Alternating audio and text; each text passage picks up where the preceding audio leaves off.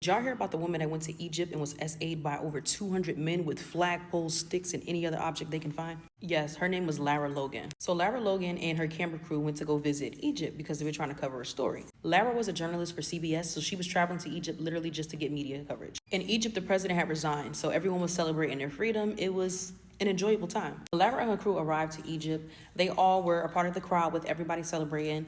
They were filming for about an hour. She said there was no hint of danger or anything. Everything was surprisingly smooth. She was getting, interviews. People were in the back celebrating. It was just a happy time. Until her camera crew's camera battery suddenly died. So they needed to take a quick little break from filming in order to recharge. One of the men in her camera crew were Egyptian. He was the only one that understood what was being said. He immediately showed a state of panic because he understood what they were saying. And he said, we need to get out of here like immediately. Right before they tried to get out of there, because when he warned them, they were trying to get up out of there. About 200 men in the crowd blocked Lara in, separating her from her entire crew. It was one crew member that she was hanging on to, and they ripped them apart as well. Over 200 men just literally ripping out her clothes, ripping her sweater off, undergarments, bottoms, ripped her bra apart. They were attacking her with flagpoles and everything, literally like attacking her. In an interview, Lara said that she didn't even feel her being attacked with the flagpoles because she only felt the SA. When they first ripped her clothing off, a bunch of them took their cell phones out and were taking flash pictures of her with their phones. They were dragging her body in different directions, ripping out chunks of her hair.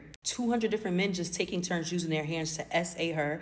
They were using flagpoles and sticks to SA her. They were doing this to her for about 25 minutes. That's how large the crowd was. The only reason why they stopped was because a group of females were camping nearby and they saw what they were doing to her and they intervened and saved her. Lara barely made it out alive. She also even said in an interview that she thought that she was going to not make it at all. She was in so much pain, of course. Then, like I said, the crowd was so huge that the 200 men that were abusing her, they literally all dispersed into the crowd. Still to this day, none of them have been charged, found.